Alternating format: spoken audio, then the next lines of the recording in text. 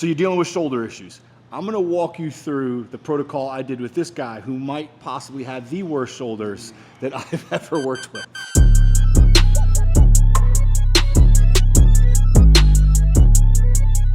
We're gonna start from the spine and work our way out. So let's go right to that cat camel, DJ. He's in this quadruped position here, and all I want him to think about is getting as much movement through the spine as possible. So he's gonna go into this big flex wave of the spine, and then from here he's gonna slowly drop in and get extension. He's trying to get as much movement out of his pelvis, the good movement between the pelvis and the lower back, and then he's gonna go right back up, walking his way up that spine, pushing through the floor, letting his scaps move around his rib cage. But before we go right into that shoulder, we wanna make sure we're getting a good movement out of that spine. So give me one more rep, DJ. Nice and smooth, going through these big flexion extension waves of the spine, big high reach, nice push through the floor, let those scaps contour around the rib cage. Money. Pretty vanilla exercise, basic movement. Many of you guys have probably already done it. So what we like to do is have an offset position where we have a little bit of rotation. So DJ, go to that offset cat camel next. Left hand a little bit further out in front. There you go, money. From here, you'll notice if you're looking from the above, his right side of his body is more compressed, his left side is more extended, and now when he goes through that same flexion and extension wave of his spine, he's gonna have a little bit of rotation, leaning off, opening up this side, creating some workspace, and then going right back down into that extended spine position, just pushing through the floor, having that excursion of the spine laterally, just kind of addressing some attention before we go directly on that shoulder. We wanna make sure we have good movement of the spine, good movement of the scaps. We don't want to overlook that area and jump right to the shoulders. Let's get one more rep of that, DJ. What are you cueing when you're pushing through the floor here? Feel a little bit of tension on my left-hand side, so as I go to extend, I kind of just feel wherever that tightness is, and I try to exhale and lean into it, add just a little bit more pressure, a little more tension, just kind of explore those little bits of movements. Right when I get to a safe spot, I'll feel it bind up just a little bit, and I'll just ever so slightly just lean my weight into it more just to help kind of stretch out that tissue. DJ mentioned a good point there, exhaling through a range of motion. If we get to a sticking point or we're kind of stuck, exhale, relax yourself, breathe. You might find that range of motion gets to increase, or maybe the tension that you're dealing with starts to loosen up just a little bit. All right, from here, let's go through a needle through, DJ. Let's go left arm through. So now we're just gonna add more rotation. We started out pretty standard with the cat camel, adding that offset, adding rotation. Now we're gonna go even further in. DJ's gonna take his left arm through this, threading the needle, and he's gonna push his right arm through the floor, opening up, taking it straight to the ceiling. Loading in, loading this musculature around the scap, pushing through the floor, opening up, just adding rotation to that spine, making sure we're freeing up all this tissue and starting from a good starting point that's not rigid and just jumping right to the shoulder.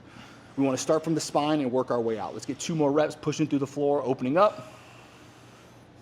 1 more, loading in. I've even seen DJ kind of get a little bit of a stretch, pushing into the floor with his right hand, and then from here, pushing up, moving. Beautiful. I actually like to add a little bit of pressure with my opposite hand as I'm going to thread it through. If you watch my hand, I start fingers pointed up. I keep that thumb down low, keep my elbow in alignment. When I get it to here, I rotate my palm up, and then I push that hand into the floor. Gives a little bit of traction back in my rear delt, my scapular area. And I feel that's a really good safe spot for me to be. So if I put that pressure down and I lean back into it a little bit, and then I rotate this shoulder out, that's about as max stretch as I can get. I can feel it bind up my lat, starting to release a little bit, and then I just release it. Now I push this hand into the floor, be as rigid as possible, and then open it back up. I feel like every time I do that, I use my fingers as a reference point. I'll pick a spot where they are, I'll thread it through again, and I'll just try to gain an inch. Just exhale, exhale, get an inch and a half, reset. Every time just trying to expand that tissue just a little bit more, but safe and under control. Yeah. Slight resistance that DJ's applying there with the floor. Now we're gonna increase that resistance more with the band. Continuing loading that rotation, this time we're gonna be from the split stance setup. DJ's gonna use a band that he has about shoulder width apart from his hands, and from here he's gonna rotate, loading that rotation with the band, reaching up to the ceiling. We're not reaching behind us, we're loading straight up to the ceiling, and basically at the top end of this movement, I'm trying to take my scaps and push them together. So we have this big lengthening position here, letting the scaps move around that rib cage, simultaneous rotating up to the ceiling, scaps come together, locked in, finish up, knuckles to the ceiling, Hold that for a pause and then slowly release, letting the scaps go around, loading rotation of the spine using a band as seen here. I really love this setup as well for the lower back because being in the split stance setup is not going to allow us to donate much mobility to the cause here. It's really going to allow him to isolate the rotation that's occurring from the mid to upper back with the band. Push through the floor, loading that rotation up to the ceiling, stacking those scaps on the back, controlling that movement right back down to the ground.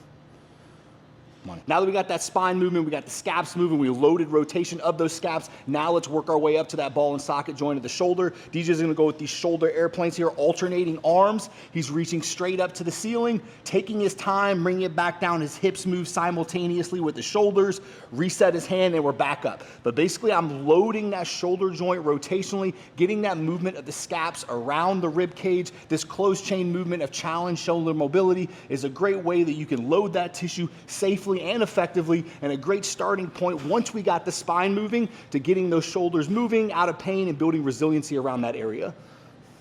Fellas, kind of like a part two, what I like to do, I'll isolate one side, but I'll really slow down that movement. I'll try to challenge my core, everything in alignment. I'll keep my hand hovering about 1 inch off the deck. You really have your hips in alignment, everything's gotta be simultaneous in nature, but if you watch how close I keep this thing hovering, it's a really good challenge for the core, but it also gives me an isolation component just on a single shoulder. Brace everything, bring my hand up, nice, slow, and controlled, up to the ceiling. Same thing, letting my scap move around, core super tight, reset. Hips are rotating, core's engaged, reset. I really like this one that DJ presented. We were trying to film a progression of this shoulder movement previously, and he was like, why don't I just do it with one hand and hold the stability aspect, because it kind of correlates with a lot of the other core work we do involving the shoulder and the hips. So this setup is great because it involves all that. I'm creating tension through my torso. I have simultaneous movement of my hips and my shoulder, connecting those dots between the hips and the shoulder, rotating up with that closed chain position, really challenging that ball and socket joint, unlike the alternating sides, on one side at a time, really loading all that tissue around the joint, not allowing my body to have that rest of alternating hands, sitting my hand down to the ground, like DJ said, hovering it slightly off the deck. Continuing to add rotation, we'll combine it with a face pull, simultaneous pulling back. So DJ, we have a band here. This is very important because it allows us to distribute that weight a little bit more continuous and give us a little bit more fluctuation in our hands. Now he's gonna simultaneously go face pull, add external rotation, hold this position, and then let it relinquish right back out. Big thing here is letting the scaps move when we go out, simultaneous face pull, add rotation. Do not lift the ribs here, trying to keep our ribs down. Really just isolate the face pull, upper back, upper trap, posterior delt, add that external rotation, hands up. Make sure we're not dropping our elbows when we pull back, and really trying to go full scarecrow all the way up, money. Finishing off with a little bit more dynamic, these perturbations. This was something big when DJ was getting back into his last skydiving trip, and we had to handle that fluctuations in the air while he was free falling. So this is something we introduced after we did all the other stuff of really building resiliency and durability around that shoulder joint. And for me, really the confidence aspect. It took me a very long time to be able to hang from the bar, and then even extending it, once I get here, I feel like I'm kind of a victim of my own success, and it wasn't really until we got this. Now I can full arm extension, now I can get that movement going back and forth. Every time it goes forward, every time it goes back, just a little more confidence builder, a little more confidence builder. For me, this is an absolute game changer. You guys are suffering from shoulder issues, add this to your daily routine, man. Game changer for me. Let's show him how we do it. So he's got a higher band kind of around that wrist forearm area. From here, he's reaching up straight to the ceiling. He's in the seated position, so he's not donating too much movement from that lower body. And like DJ said, he's gonna be tight through his core, and he's just gonna bounce back and forth between the front side and back side of this band. So basically, we're just taking that shoulder joint, really, the cues that I've been giving to people, or the sensation they feel, is almost feels like the joint is sucking together. They feel like a lot of blood in that area. They feel a lot of stability. This is something I've done with baseball pitchers, overhead athletes, volleyball players, to build some resiliency and durability, like DJ said, with that shoulder joint, especially coming back from injury, building confidence around that area. Big thing I try to focus on is not donating mobility from my rib cage, because I will. I'll start to lean back here a little bit, and then I'll start to shorten my stride. So I'll put my hand on my ribs, just try to keep one cue out of Vernon's mouth. I'll just try to keep my ribs down and try to extend and really focus on that index finger, trying to keep it as long as I can and just start the momentum. Yeah, exactly. You said you get a really nice shoulder pump from it, just moving it back and forth. And for the guys that have been neglecting shoulder mobility since your injury, you'll definitely love feeling those. I also think it puts you in this, a lot of people don't have a good sufficient range of motion overhead, so it kind of allows you to access it and touch it in a safe position that you feel comfort with. I've had guys that don't like being overhead, and something like this, just bouncing back and forth, that rhythm and coordination, it kind of gives them a little bit of feeling of, oh, I can do this, oh, this feels safe, and afterwards they kind of move their shoulder around and be like, oh, my joint feels a little bit more stable, feels a little bit more compact, almost like you're compacting blood in that area, bringing tension to that area so that we can push, pull, whatever it is after this.